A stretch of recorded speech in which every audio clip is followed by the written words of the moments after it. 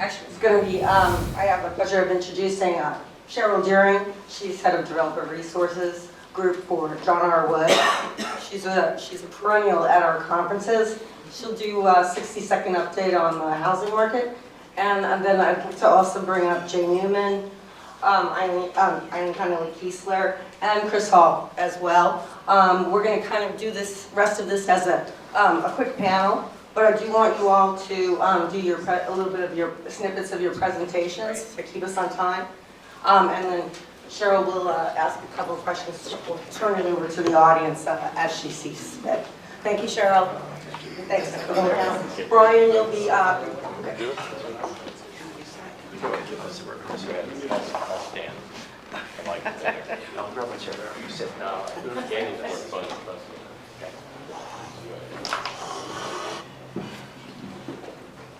Hello.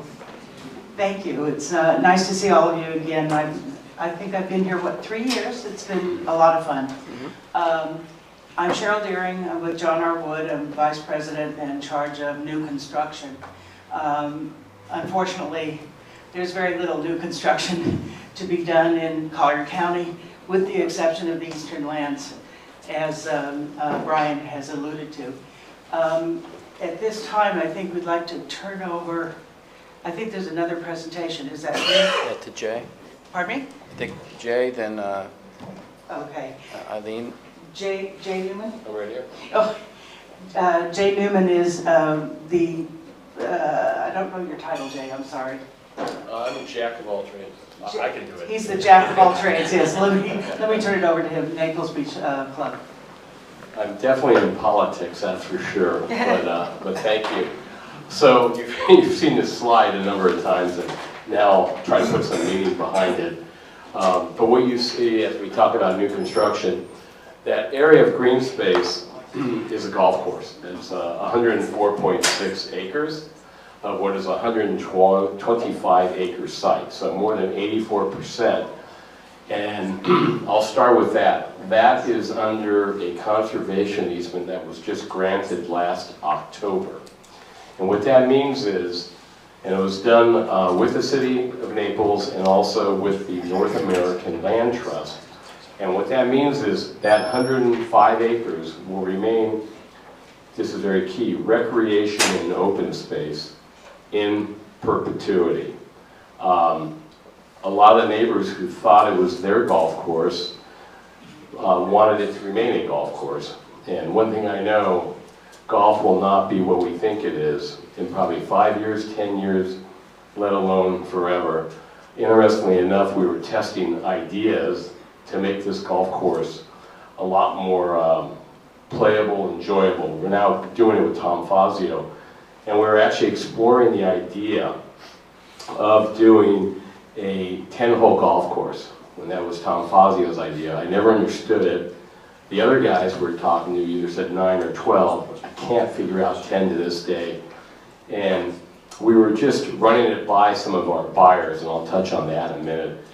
And it got out that we were going to do a 10-hole golf course. And it was like a riot. No. And there's a gentleman here who's a friend. He's also a fellow Buckeye where my daughter went, so he's having a good week. Which? I know. Gary Price, his partner, was here yesterday, Tim Cartwright. And Gary has been on been with the council, the planning advisory board here for 20 years. And he was one of the leaders during the insurrection, I guess you would call it. And it's really about leadership. And what we had were people like Gary, especially Gary, who really made this project happen. And you're probably saying, what project are you talking about? You're just talking about a golf course. So, but I want you to see that because to the west of the golf course are a number of buildings, and now I'll touch on what that is. But I am so grateful that one, Gary's a friend, and two, he was on the council, and that he was able to see the big opportunity here. So this site, the 125 acre site, was owned by a family, the Watkins family. If you drive around, you can see certain things named after them. They're a third generation family from Ohio, And they had the preeminent hotel in Naples, the city of Naples. Collier was part of the, as we heard in the other presentation, they were talking about the Ritz-Carlton and how Ritz-Carlton really made a big deal. Ritz-Carlton's not in the city of Naples, but our property, owned by the Watkins family, has 1,000 feet of white sand beach, of lineal white sand beach, with an 18-hole golf course, and it had a 300-room hotel. The third generation decided they did not want to be in the hotel business, and the family put it on the market with JLL. And we have, and I'll tell you about, we are the Athens Group, and we are a luxury hotel residential development company, and we stay in our lane. We've been in existence for about 30 plus years. The current ownership group, of which I'm a member of, there's 5 of us. We've been together since the year 2000, which is rare.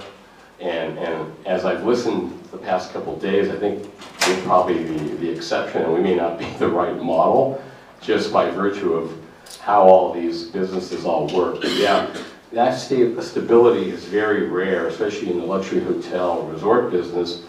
And it used to be said, who makes money on luxury hotels and resorts? And it was always the second owner. And I'm glad to say our model is just the opposite of that. And it's been borne out because we are partners in our projects with a number of family offices, one of which was mentioned earlier when Ron was talking, MSD, now BDT and MSD is our partner in this project. We brought them into it when we were pursuing it. They brought us into their project that they own in Santa Monica, the Fairmont Miramar redevelopment.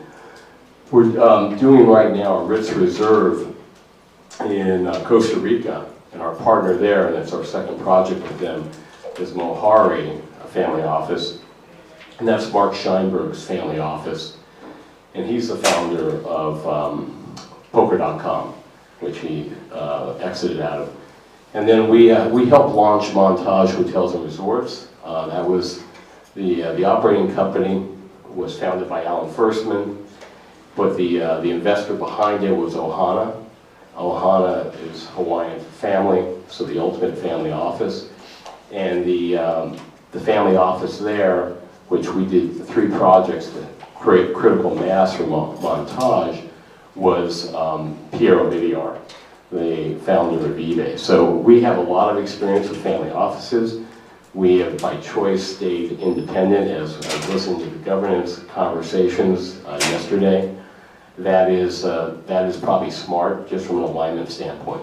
But in any event, when the Watkins family decided to sell, which enabled them to now have their own family office, I got to get on that trend. We brought in MSD, and they sold it to us not because we were the highest bidder, but we made some commitments to them, and they wanted to see a hotel remain on the site. And as part of that, they wanted to keep that golf course open. Jay, Yeah. you're still on the first slide? Apparently. Okay, I was just giving you a little background. Let me just finish this because it's a relationship business, and I'm running out of time. I can feel the hook. But we committed to keep the golf course open. Most of the buyers were developers like us, but they saw that green space as 175 houses in 2 of the wealthiest neighborhoods in Naples, Old Naples and Coquina Sands. And it was our commitment, plus we came up with a significant amount of money, but not the highest amount, to keep that as open space, and that led to this conservation easement. All right, I'll go to the next slide and tell you a little more about, that's our master plan that shows the 18 holes.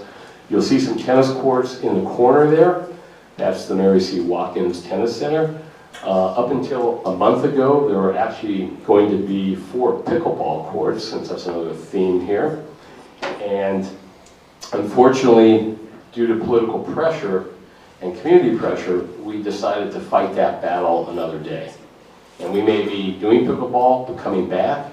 We may do padel, And by the time we decide to come back, there may be another racket sport that we'll consider. Four Seasons is not thrilled about not having pickleball, but in order to get to this golf course, it has to still be approved by the city. We just thought we'll fight that battle another day. We'll go to the next slide, which just gives you a quick summary of what we're all about. We went from 300 hotel rooms to about 200. A lot of new food and beverage experiences. It's going to be incredibly elevated. I just threw in the 4-lane bowling alley. Since you guys are bowling somewhere either today or tomorrow, this is something we did with our Montage Deer Valley project. Where we're in the basement of the hotel, where we have our brew pub and our pizza, our wood-fired pizza restaurant. We created a 4-lane bowling alley for après-ski or during the hiking season. It's just awesome because you're there with your family, you're bowling, your friends, you're going to have great food. So we're doing that same concept here. I just think it's going to be overwhelmed, so that'll be interesting. And then the other big factor here, and this is what really makes the model work for us, as we were talking about residential pricing, is our residences. And on the beachfront, we have 58. The average size is 5,500 square feet. Average price is about $4,000 a square foot. So these are going for about $20 million. We've sold 52 of the 58. It's been a non-marketed process. It's kind of word of mouth. Our largest, and if we go to the next slide, I'll show you the largest. So if you look at the building on the left, that's building C. And the penthouse there is 15,000 square feet. And the outdoor space is about 12,000 square feet. And so the offers that we've received are in the $5,000 square foot range, but we're not there yet. In other words, why sell now? And so we're about to launch phase 2, which is the other side, on the golf side. And that has, where there's 58 here, and of which about 90% have been sold, phase 2 we have 83. And so we had a wait list of 1,000 names for it, and we're going to now see how many of those were speculators, or maybe economic changes have dropped them out, but we're looking forward to really a robust sales process. So that shows really the beach side. The hotel's on the right, the 215 rooms. I don't know if you can see where the little palm trees are sprouting on the roof. That's our presidential suite. It's 2 levels. There's actually a pool up there. It's an incredible space. We'll go to the next slide. This will just give you a couple renderings. There used to be this was the restaurant on the beach called HB's. We're keeping it, but we're elevating it. But it's basically toes in the sand. And next door is the Sunset Beach Bar where you can catch these incredible Gulf sunsets. That was also really important to the community that we would keep HB's. Next one we'll show you is, I think, some hotel interior shots. That's the lobby. So it's kind of an elevated Floridian coastal feel to it. One more is our restaurant veranda. This is indoor-outdoor restaurant. And then we'll hit a couple golf shots, I think. Oh, and this is just, the residences have their own private experience, whereby they can go to the hotel pools, or they can go to their own. They have their own restaurant. They have their own fitness center. And I'll show you, if you can flip through a couple of the golf shots. And so that's the course, 18 holes, in case you heard otherwise. And the other side of this is the economic engine that a luxury hotel is in a marketplace. So we will have, with 200 rooms and 150 residences, we will generate about 500 new jobs. And these are well-paying jobs, 4 seasons, great benefits, and the opportunity for people to work at other 4 seasons also. This just gives you an idea of the golf course. That's a new facility right there called the Range House. That's got a snack bar, comfort station, and a couple more, and then we'll end up at the conservation easement site. But ultimately, that engine, just on direct benefits, besides the jobs, and you can go a couple more, just so they see it, that engine will generate annually about $35 million directly. And that's basically real estate taxes, sales taxes, and something called TOT, which you see on your bill, transient occupancy tax, and that goes to Collier County. A lot of that, there's other taxes like utility taxes. So 5 years, that's going to be about 135 million. 10 years, about 250 million. So this thing's a powerhouse, as they always are. Then you have the indirect benefits. So let's just say our average rate is $1,500 a night, and let's say our occupancy is 70%, 75% a night. That $1,500 that the guest is paying is generally equivalent to what they also are paying in town for experiences, services, whatever. So the numbers are staggering, and when you start doing the multiplier effects for all the indirects, you're basically generating, honestly, billions of dollars down the road for the economy. So these things are just monsters. But it's also a testament that this is such a sustainable model here in Naples because of the wealth that's here. And by the way, our buyers, they are coming locally, as we talked about a moment ago with Port Royal. They're coming from Port Royal. They're developers in town and real estate investors. By and large, it's Northeast, Midwest, and now some Californians. And then we only have one international buyer who's Canadian, even though Naples is a big destination for Europeans by virtue of the weather. And that just shows you the conservation easement area as I can read the sign. We're on the Collier County. Jay, quick question. How many employees for that, and where are they going to live? So that's a challenge right now. The whole workforce housing initiative, and Kathleen Pasadomo, who was here yesterday, she said I was going to be disappointed because of the restrictions on the center part of the state, and we kind of do beachhead. That's what we focus on, so it didn't bother me. That's a real problem right now, and we're looking at doing workforce housing development because you can't have these people commuting an hour a day, and that's each way, and that's what it takes to find. So that hasn't been solved at all, and we have 4 employees. We open in the fall, and we have to hire 496 or so employees. So we have some real challenges. But yeah, there's a real problem here. The city's really lagged, as has Collier County. Just a quick question. So Yeah. I had a tour of the property. And the presidential suite is amazing. And they set a price for room night. I just wanted to verify what is the room rate going to be for the presidential suite? Well, I don't know, because we're figuring out what our restaurants are. We're figuring out what our green fees will be. There's a lot, so. Can I say the number they said? They said Who was it by? Was it Diego? whoever it was giving us the tour. They said $30,000 a night. I like it, I don't know. You see, it ain't the Beverly Hills Hotel, but why not?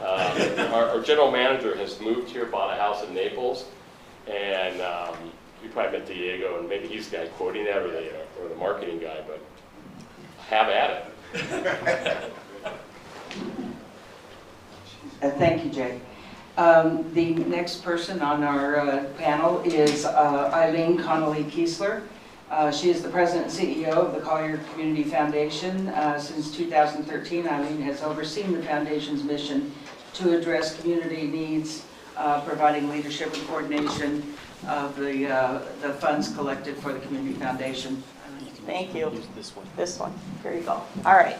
So thanks for having me today. We're going to go quickly because I think we're a little bit on time here. So this past year, it's been all about resilience in Collier County, the hurricanes and everything that's happened here, and how do we lift homes? How do we have get this stuff off the ground, because we're going to have to for Collier County.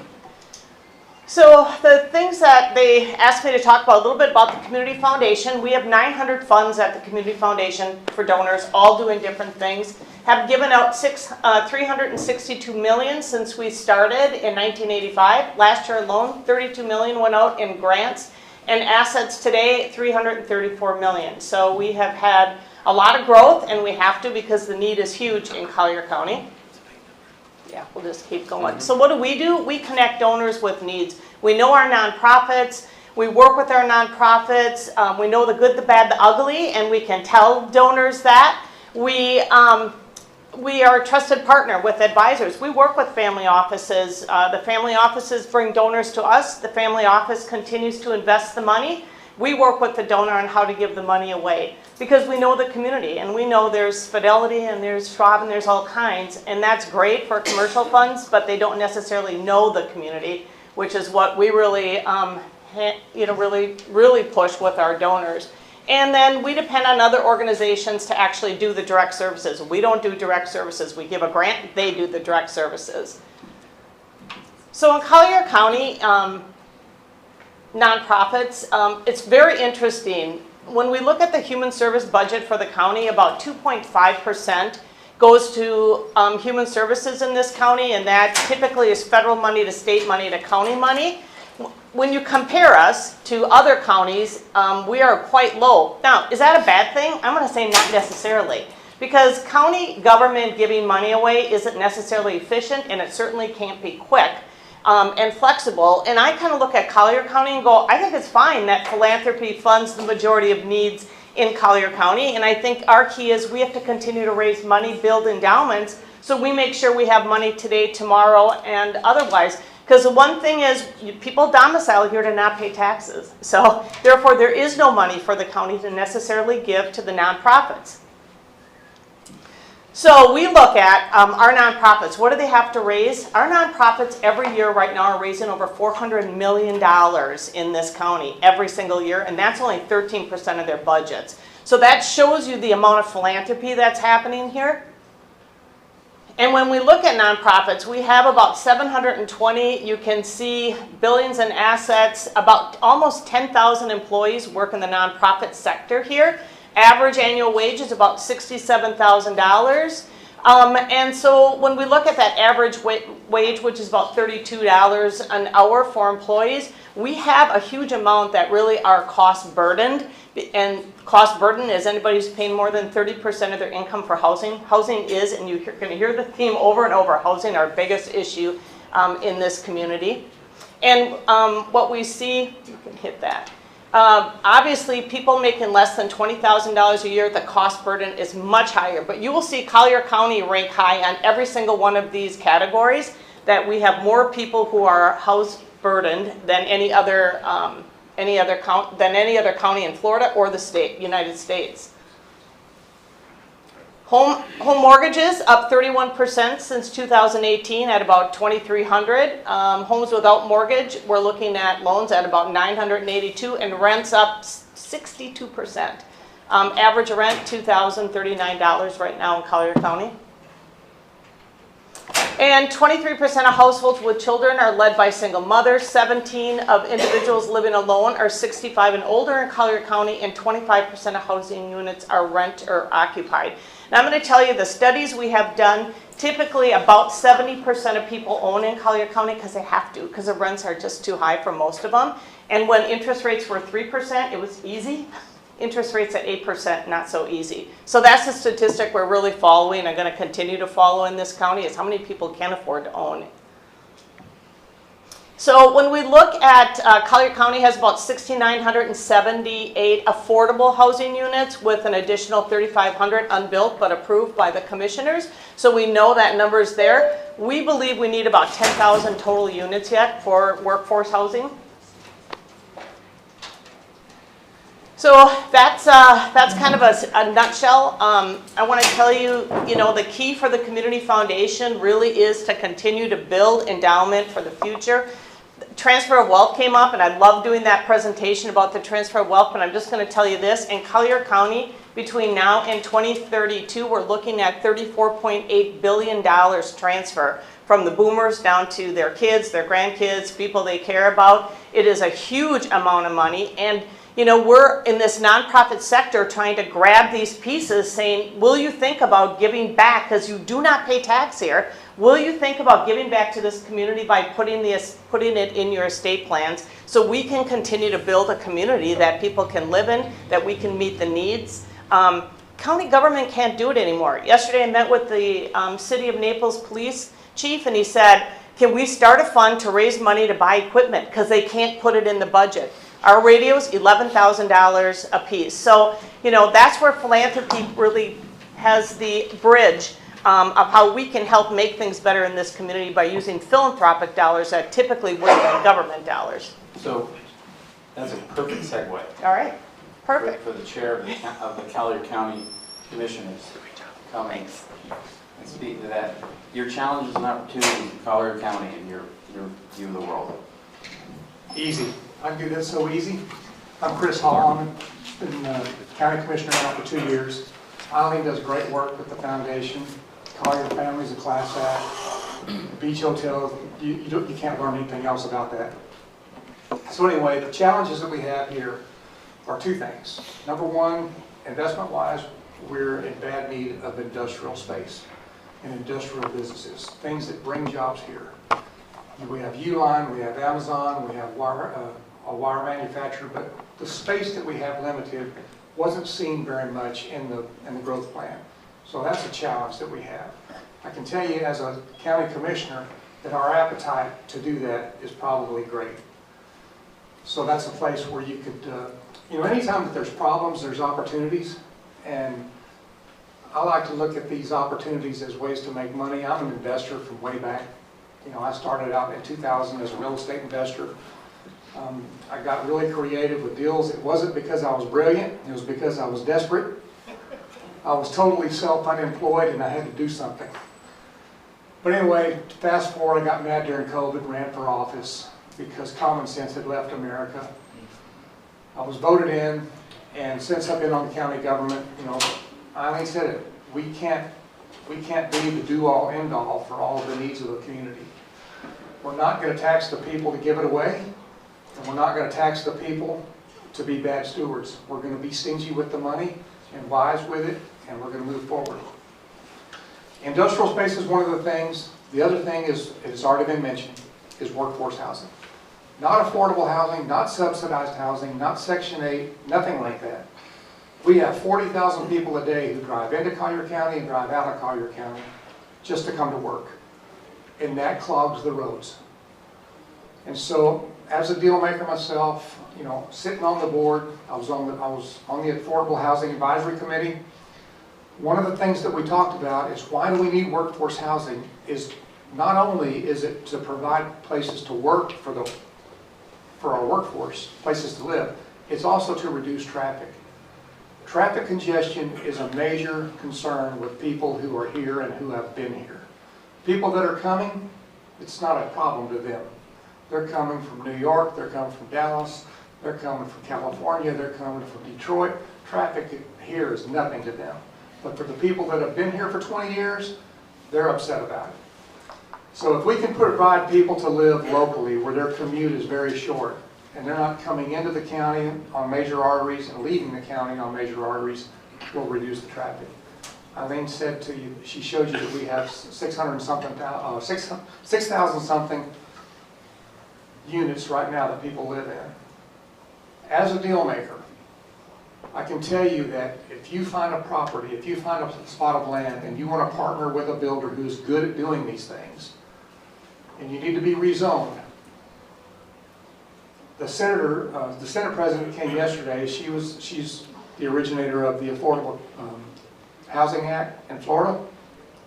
That only requires 30% affordable housing to build. So if you want to build 100 units, you just got to have 30 of them as workforce housing or as lower rented. I can tell you that that's not going to cut it with the county commissioners. We want greater public benefit. We just cut a deal that there was a small 6-acre spot of land. They wanted to build 150 units. They came to us. They wanted to put 33 of the units as workforce housing and the other 117 or whatever it was as market rate rents, not at $1,500 a night. Market rate rents are going to be somewhere in the range where she was talking about $3,000, $4,000 a month, or a month. I said, no, we're not going to support that. I said, I'm not going to support that. And it takes, to get rezoned, it takes 4 commissioners out of 5 to get rezoned. I said, there's not enough public benefit there. So they went back to the drawing board. They came back to me about 2 months later and they said, how would you feel if we put 48 units, 48% of our units as workforce? I said, that's great public benefit. I said, bring it. It passed 5-0. So those kind of opportunities here in Collier County are great. To get creative, to come to us, to partner with people, to co-op, to please, and to finish up, I will be glad to be called family office. Just don't call me a politician. So if there's any questions, I'll be glad to shoot at it. If not, we'll pass this back. Common theme to the politicians don't like to be called politicians here. You know what? That's what got me elected, because I'm not one. Well, we have a lot of great people yesterday, today. What questions do we have before we shift to sports? Yes. Right. Oh, we have one. A lot of the challenges you're facing, a lot of the challenges that you seem to be facing seem to be replicated throughout the Southeast. I'm up in Charleston, South Carolina, and the mass transit system is really a challenge. And some of the things that they're doing, they're incorporating shuttle services for some of the restaurant workers to shuttle them to the downtown area. What plans are there for reinvigorating the mass transit system in the area to that effect? Well, the only mass transit that we have right now is Uber and the bus. And the bus, we've actually started building bus stops. We've started incentivizing builders to build their properties where there's major arteries for the buses. And our CAT system runs very efficiently. We have small microbuses, we have the big buses, and there is no train track here. There used to be. I mean, Brian mentioned it came in 100 years ago, and right now there is the Seminole Gulf Railway that is under purchase to try to put that railway into a bike trail and a pedestrian trail from here all the way up to past Estero. There is talk about saving that railway, and there has been just some low rumbles maybe about a bullet train from here to Orlando, but that doesn't help the mass transit around town. But as far as Collier County, to get the traffic down, Brian mentioned we're going to grow east, and we have to. We're done growing here. There is some few infill projects that he mentioned, but other than that, all of the growth is going to go east. And there's a lot of opportunity out east for commercial. You've got to put the infrastructure, we've got the infrastructure ready to go, but you've got to have the people living there, you've got to have the money there, and you've got to have the commercial there to support them, so that they're not driving all the way in every single day to eat and to shop. Another question. What's the county's perspective on ADUs and tiny houses and stuff like that? It's pretty common elsewhere. I realize you got hurricane sustainability and elevation issues with FEMA, but has there been a lot of discussion about 600 square foot units for single family, single people and things like that? It's common in a lot of other places. Is that NIMBY? No, it's not NIMBY. We have some, off of the coast, we have two urban areas. We have an urban estates and then we have a rural estates. And within those urban estates, we just did a little pilot plan to see how the community would react to it. And we are going to allow ADUs in that area, as a certain square footage to the main, if you have a certain square footage of the main house, you can build a certain square footage, a smaller one, as your accessory dwelling unit. For those of you who don't speak and what was the word? Initials. But we have done that. And there's a balance, there's a balance between allowing it and utilizing it, and then it being abused where you build it, people bring in, they have families and you have 40 people living on an acre and the septic can't handle it, it's just an issue there. So we have looked at it, and there's some balance to it, and we've got that moving forward. That's a good question though. Anybody else? Other questions for the panel? Yeah. Right now, most of our labor force for construction, and I'm sure for the hotel as well, is coming from Lehigh Acres and North Fort Myers. I-75 is bursting at the seams during season, and we've been talking about this for several years. We don't have any land. I've been involved with a couple of developments of, I call it reasonable living. It's not affordable living because of the cost of the land. The land that is available in Collier County that is anywhere close in, other than the eastern lands, which presents Immokalee Road as a corridor and a problem as well. But the land that is available is so low and so expensive that affordable housing can't be built on it. The economics of some type of alleviation from the county, or some type of relief from the county, hasn't been seen yet. I don't know if you want to speak to that as far as how much you can do for anything. I'm sorry? Like impact fees? Yeah, impact fees specifically. Impact fees went from 12,000 to 17,000 instead of going the other way for some relief on smaller projects. I can speak to that. Uh-huh. My idea is, the best idea that I know of is to get government out of the way. Capitalism works. It always has, it always will. And we deal with the workforce housing because we don't want to face the issue that capitalism would drive it down. So basically, in a nutshell, simply, if people create businesses and we can't get the workers here to work those businesses will shut down. If those businesses shut down, people will move away. And if people move away, when it gets to the point where they'll build them back again, so if people move away, prices come down.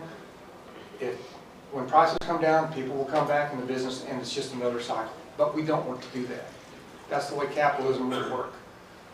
If we can short-circuit that while allowing capitalism, getting government out of the way, getting rid of the, letting the impacts lessen, or deferring them for a certain amount of time for an affordable housing or workforce housing. When I say affordable, I'm talking about workforce housing. The teachers, the firemen, the policemen. Essential workers. Essential workers. I'm not talking about, Section 8 housing. Chris, do you want to talk about our project that we did with the county? Because that is essential employees. You want me to? Okay. I'll let you. So about 5 years ago, we did a study that said housing was the most important. So we went to the county and said, here's the deal. The Schultz Foundation, the Community Foundation, and the Moorings Park Foundation will put $10 million on the table. The county gives the land, 23 acres, which they gave, and a nonprofit developer is involved in building those units. He'll be building 250 units for essential employees. It's coming out of the ground as we speak. And it's for police, teachers, nurses, EMT, firefighters. And then there'll be a second phase, 120 units for veterans and seniors. At one point, we had 70 veterans living in tents in the woods here. So, veterans are very important, and we need to get them in housing that's, decent and affordable. So the county, it was a public-private partnership, and it works. And the best probably piece of that, when we put this deal together, because it was a nonprofit developer, we said, you know what, when that starts to cash flow, which originally was year 5, but then, COVID and other things and interest rates changed that. On year 10, we're estimating now, a portion of the money is going to come back to the community foundation every year for housing and back to the county for housing. So we're going to keep this going, but it is at public-private partnerships, and we have to start thinking like that in order to get this affordable workforce housing in place. I think so. Yeah. A question, if I may. It's about, we had a senator yesterday, and after her speech, we had a conversation about competition a bit. So we live in a competitive world, so maybe you could elaborate slightly who you are competing with, maybe other counties or states for people, maybe specific social groups. Who are you trying to attract here? What kind of people do you want to see around here? Are these young entrepreneurs or retired, or what are you trying to socially build with this real estate effort? Good question. We're not trying to target anybody. If you talk to the tourism department, we're way behind. We're way behind Sarasota. We're way behind Tampa. St. Pete. You name it. We're way behind, but we're not. People are coming to Naples, Florida, and they're flocking here. And 10 years ago, it was a semi-secret. The word's out now, and we can't put a gate on I-75 and say no more.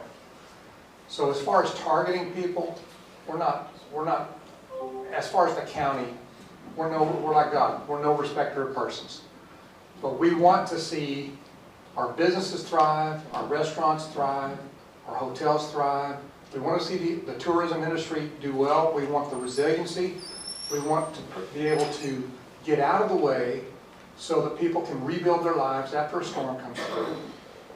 We want to be able to get our infrastructure, our water and our sewer, get that going out east so that when people do get ready to build, they can do that. And a lot of times, as the developers move out east, they provide a part in that as well. So it's a good question, but we're just doing what we can to sustain the growth that we are. And we're not